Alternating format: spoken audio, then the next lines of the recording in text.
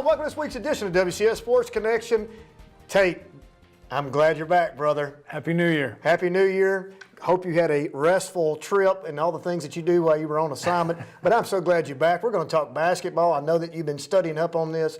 Talk about a little bit of 11 AAA basketball on the boys and girls side, a little 12 AA and 11 AA basketball. We have some really good teams. While you're away, a lot of things have transpired. We're at the halfway mark of the season right now. How do we break down the season? It's broken into how many? You got the preseason, the district season, postseason, baby. That's close. You've got the before Christmas season, the after Christmas season. That's the preseason. Okay.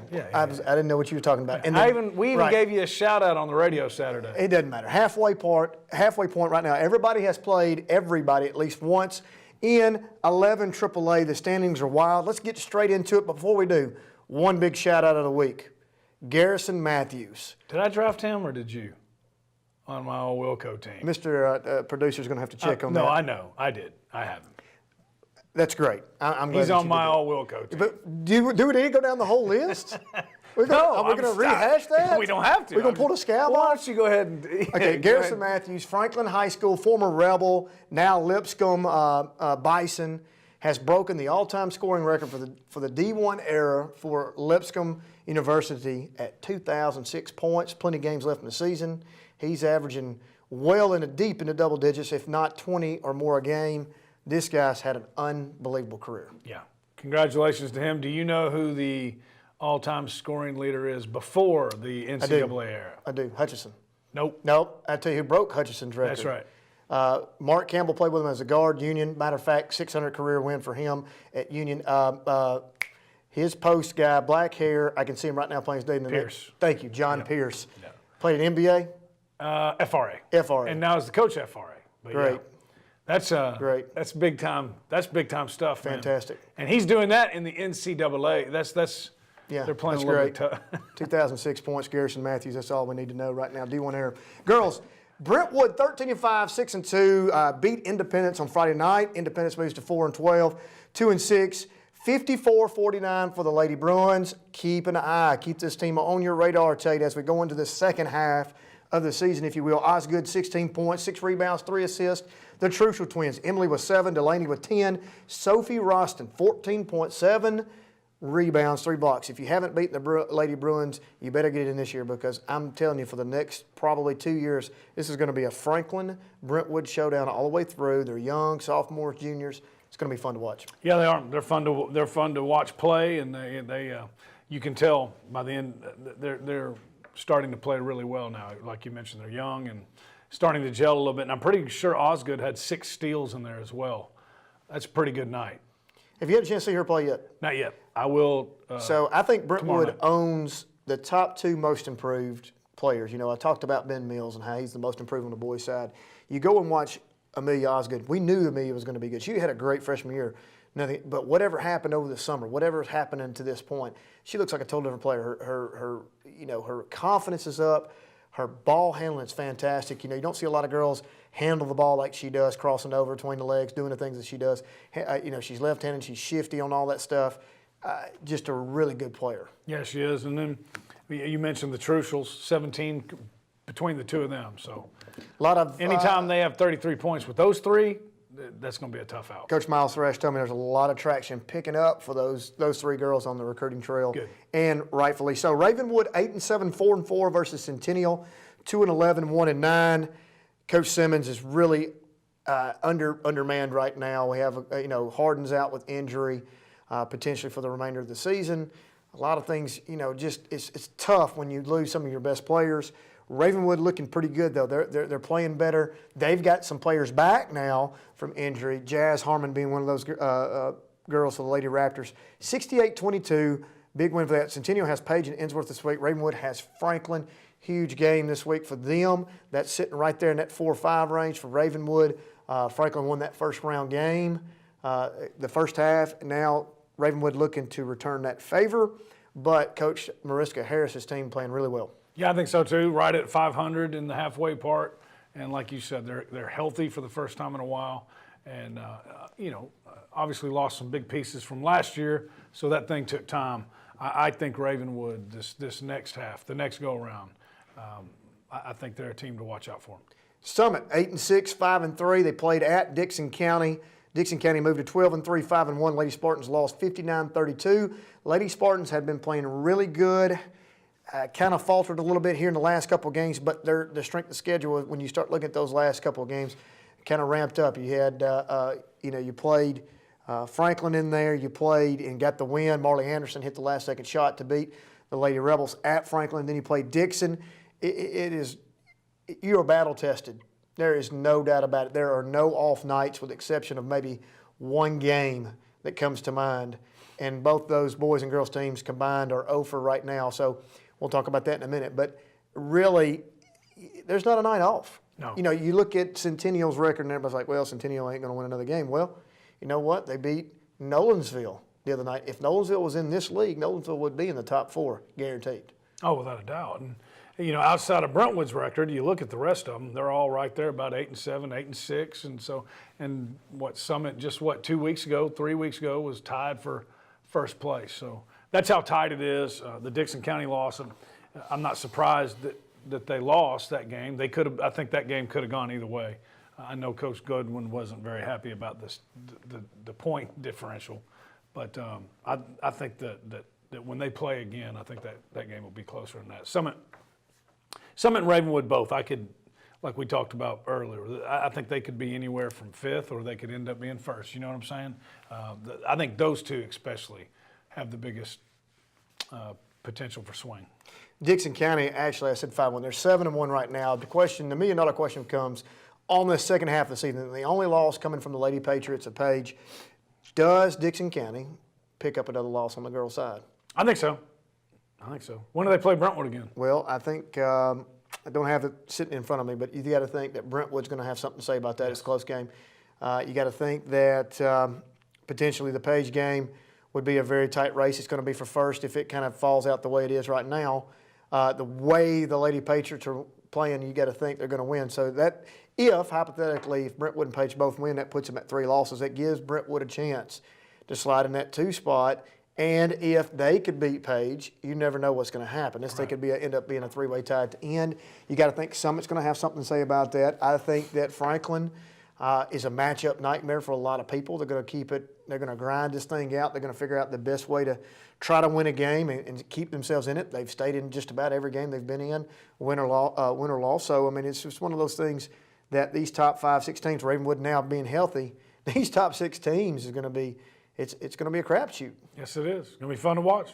All right, Franklin, 10-9, 4-4. They're sitting right there at that 500 mark in district play at Spring Hill. Not a whole lot to see here. 73-35. That's kind of been the case all year long for those for the Spring Hill team. Franklin moves on. Sydney Ryan. Remember that name. I think we've said it 1,000 times. I really think she's going to break the all-time scoring record, just like Garrison Mathews at Franklin High School. Wow, that'd be good company right now, there. This scoring record at Franklin High School on the boys' side, I'm not sure. I don't know that it could ever be surpassed. No. I'm still trying to figure it out. It really is. Every time we talk about it, and when he came back for game day, I still don't like. Kevin Anglin currently. It wasn't like the 3 ball. Right. That's the thing about it. It's crazy. It's mind-blowing. Yeah. Kevin Anglin currently owns he went that to the record line a lot. at 28. Yes, 28. 28 and change? Yes. I mean, Right. How do you do that? Do the math. It's pretty impressive. Oh, I mean, he averaged over 20 as a freshman. And now there weren't as many schools. The private schools hadn't gone as crazy as they have now. That was back when there was 3 classifications. That's it. Well, you go back and you look, right now, Reese Glover is sitting at 2,000 and change. We'll probably break the 2,100 mark pretty soon, somewhere around, in the next couple of games. That's still 700 points away. Yeah. Well, we talk about Grayson Murphy's career all the time. He was all-time leading 800 scorer away. Right, all-time leading scorer of Independence. Yeah. Now at Belmont, will be a 1,000-point plus score at Belmont. 2,000 and still 800 away. I mean, that's pretty impressive. I would like to know what the all-time ranks are. I don't know that Kevin would own that because you got to think you go back to Pickett County back in the days of names case of mine. Then you go over to the former coach at Lake County. It was his son. Cannon, I've gone blank. Anyway, those guys were averaging 40 points their senior year. If they're averaging 40 their senior year, you can book that in your freshman, sophomore years are probably 15, 20. That's right. Somewhere in there. And not to take anything away from it, that's an unbelievable accomplishment. But, there's some Jackson counties in there. And I'm not talking about girls basketball. There's some Jackson counties in there, some Livingston academies in there. He did that in 3A ball, man.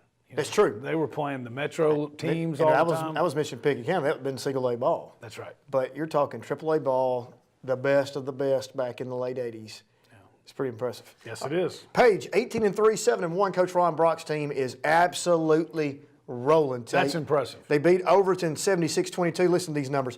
They've outscored opponents 1,207 to 609 as a plus 598. This is in the wins only. I haven't even figured in the other three losses, averaging 67.5 points per game in their wins. Their opponents averaging 38.8. That's a 29-point differential. They've got 10 wins at 30 or more. They're playing well, man, and they got, quite possibly, if not, the best player in the league. And she can fill it up, man. She's fun to watch. And I tell you what's cool, too, is, some guys, Coach Brock, he's been coaching a long time, and if you've watched him, they've done different things at different, he's at different stops. And this team can run and score a lot of points and get up down the court. Some guys can't do that, right? We're going to run what we do. He's adapted to this team and let them play to their strengths. And I mean, averaging 68 points a game in girls basketball, that's Riverdale type stuff, man. If you haven't seen them play yet, you need to go watch them play. They're fun to watch. Fun to watch. They have this week, they have Centennial and Independence this week. Nolensville 13-5, 2-0 in 12 AA. They beat Forest 55-42. This goes back to the argument that Coach Whitlock and I were having last week, talking about, all they were coming in with identical records, and I was like, come on now. We started looking at quality of wins. Forest had Hickman County, Summertown, Culleoka. It did have a quality win over Cane Ridge and maybe BGA, but I was like, the strength of schedule that Coach Ladd has got, that Nolensville has on both boys and girls, are going to pay off eventually, and here's when you're going to start to see it when they get into district play. They now move to 2-0 in district play. They got Giles County and Marshall County Friday. That will be an interesting matchup. Keep an eye out on Marshall County. He's got 3 players right now in double digits, at average double digits. Zoe Pillar leading the way, just playing really good basketball. And I don't know if you mentioned it last week, Grace Baird broke the 1,000-point club, and so congratulations to her. That was big accomplishment. Just a junior, right? She's a senior this year? She's a senior. Yeah. Parker Leftwich, another one averaging 10 points. Yeah. Zoe Pillar, 15 again. Grace Baird, 14. Pillar's a junior. Right. That's right. So you're 1,000. She's not far away. First 1,000-point mark in school history. It's pretty neat to have that. Heck yeah. Have that. So best of luck to the Lady Knights. Fairview 5-13, 3-4. They were 500. They slid below 500 in district play. Lost to Creekwood 53-25 and Stewart County 54-32. They are losses, but I feel like they're closing the gap a little bit. They got to stay around that 500 mark if possible, keep themselves in those games. They have Lewis County, which is a winnable game this week. They have Camden at home. They're currently in 6 and 11 AA for Coach McGowan and the Lady Jackets. Current 11 AAA girls standings are as follows. Page in first, followed by Dixon, Brentwood, Summit, Franklin, Ravenwood in 6th, Indy in 7th, Centennial 8th, Spring Hill 9th. If the district tournament was played today, now that we've played everybody once, let's look at those matchups, Tate. Centennial, Spring Hill for that playing game to play 1. Centennial would win. Absolutely. Centennial would What's your reward? What's your reward for getting that win? You have to play Page in the first round. The 2-7 matchup would be Dixon Independence. The 3-6 matchup would be Brentwood Ravenwood Battle of the Woods in the first round. Wow. And then your 4-5 matchup would be Summit Franklin. That is not exactly a game that you probably want to come out of the gates playing. No, but that's what's going to happen. I mean, that really that 3 through 6 is just so tight right now. I think that'll change up a little bit, but I think Page runs. I think Page runs the table. You think they run the table out? Yep. Would you like to predict who the other 3 teams that will be joining the Lady Patriots in the region? Dixon, Brentwood. Ooh, that 4th one. That's a Summit. He says Summit. Yeah.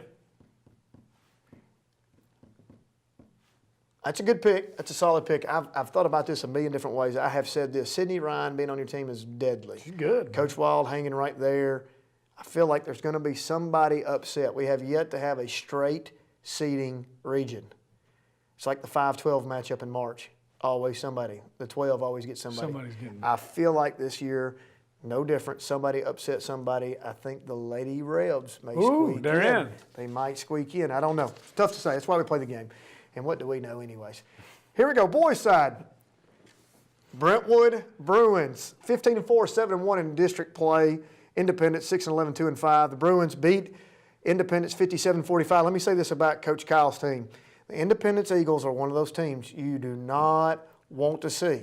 They're hanging around. They're getting better. They're hanging around. They love to grind these games out, keep them low, keep them ugly, keep them dirty. As far as that play, just sloppy. They love it because that's their best chance of winning. Right. And probably not a great matchup for them size-wise with Brentwood, with the length. Right there they are. They get beat 12. This game was a little closer than what That's right. that final shows. You know, and Independence playing real good. But Brentwood sitting right now with only one loss. And it was to Franklin. Battle of what the flagships, the two oldest schools in the county, and we got another big one coming up. I can't wait.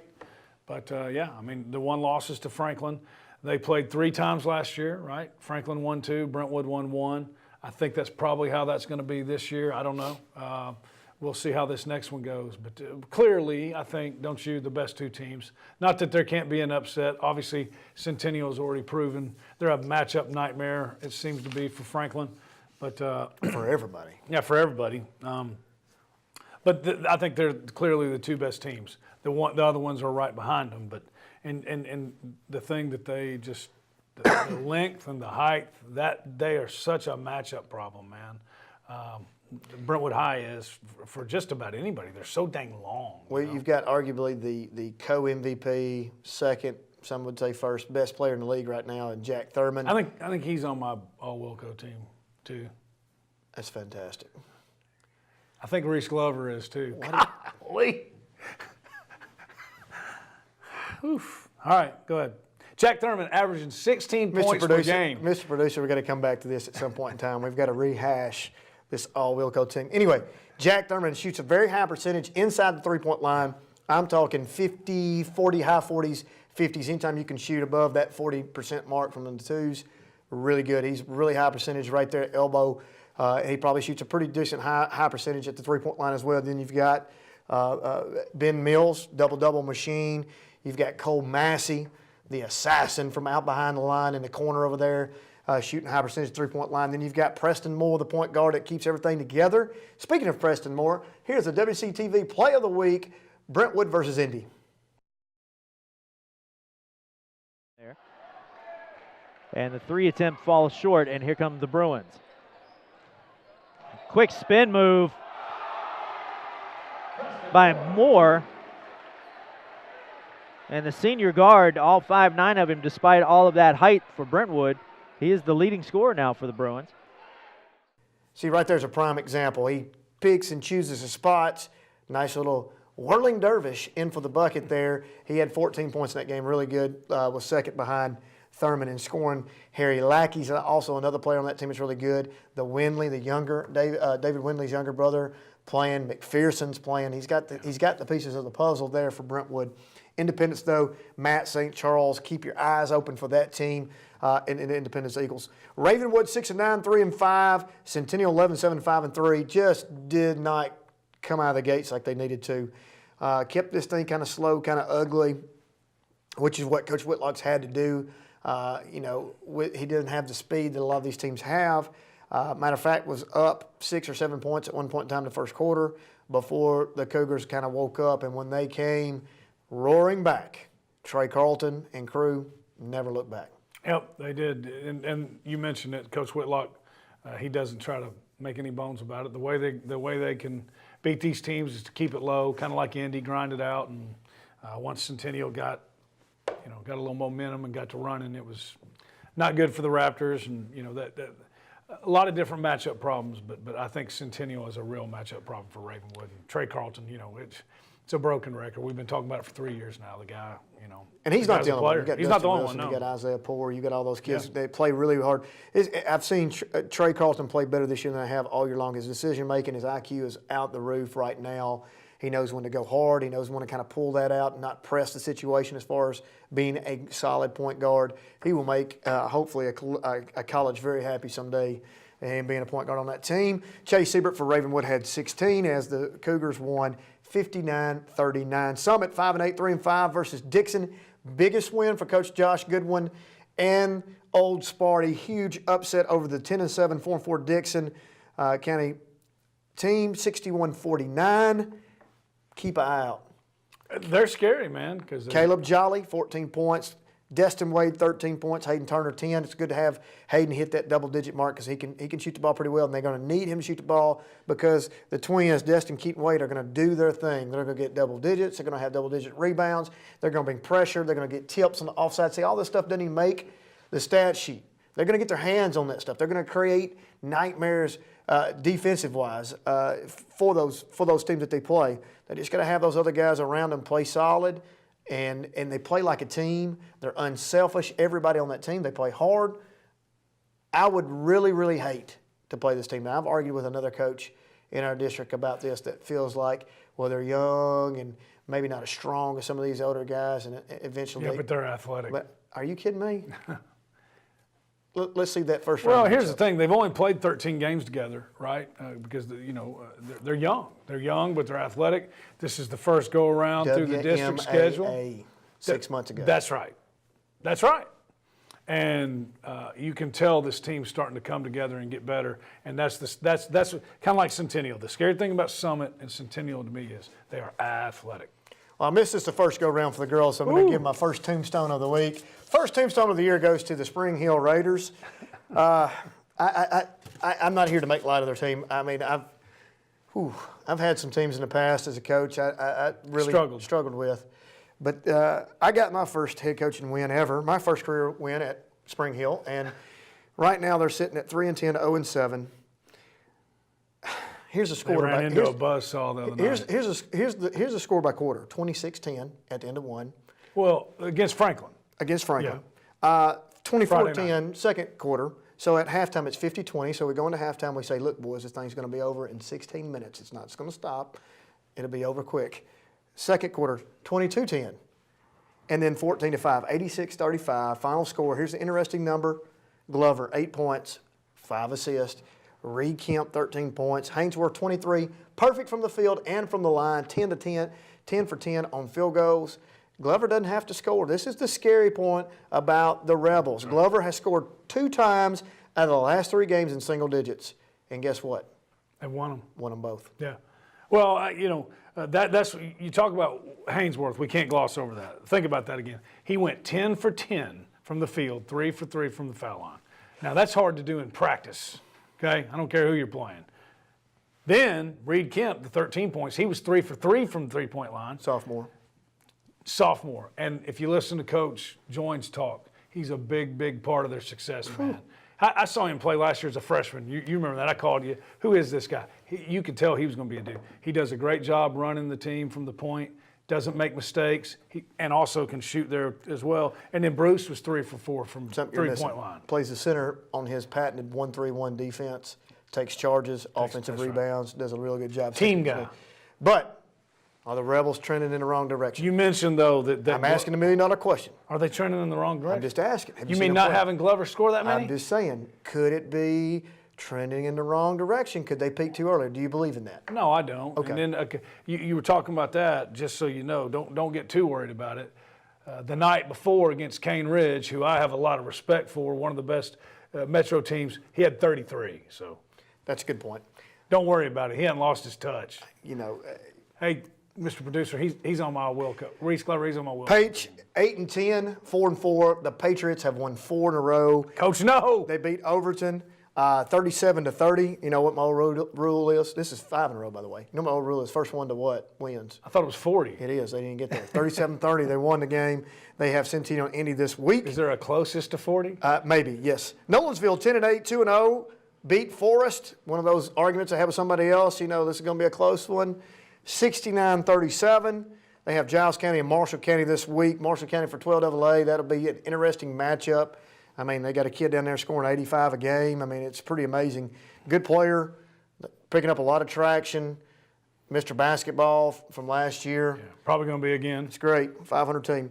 Fairview 17-2, 6-1 at Stewart County, 5-10, 1-4.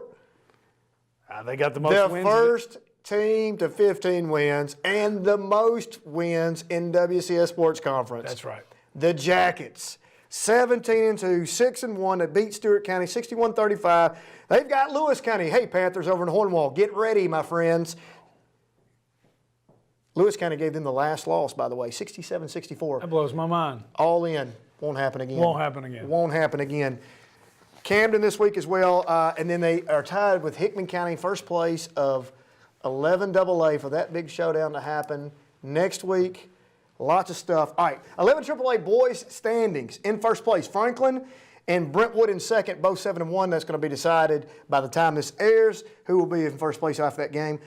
Third place Centennial, fourth place Dixon, fifth place Page, both tied at 4-4. Interesting there. 6 Ravenwood, 7 Summit, 8 Indy, and 9 Spring Hill. If it was played today, Indy, Spring Hill. Indy, absolutely. Indy, and what's your reward? The Franklin Brentwood winner, let's just say right now as the standings are. Let's say they have to play Franklin. Second, that other game would be the 2-7 matchup would be Brentwood Summit, first round. I wouldn't want Summit, man. No, I don't want them. Third, 6 matchup, Centennial Ravenwood. You could book it. Coach P. Whitty would have a little bit better game plan. Yes. They would try to fix that thing out. And the 4-5 game, Dixon Page. Dixon's not sitting at fourth at the end of this. Where are they going to be sitting? Lower than that. So you're gonna go ahead and say right now Franklin Brentwood automatic in the region. Come on. All right. Who Centennial automatically in? Yep. So who's going to get into that fourth place? Summit or Page? I'm going with Summit. Summit or Page? Yeah. Wow. I would say it's going to come down to Summit Ravenwood. I'm going to make that prediction. Whoever wins that game on the second half of the season is going to get in. Final thoughts. You want to talk about impressive? Oh, here we go. Skylar Coffey, Brentwood High, my man, 220-pounder.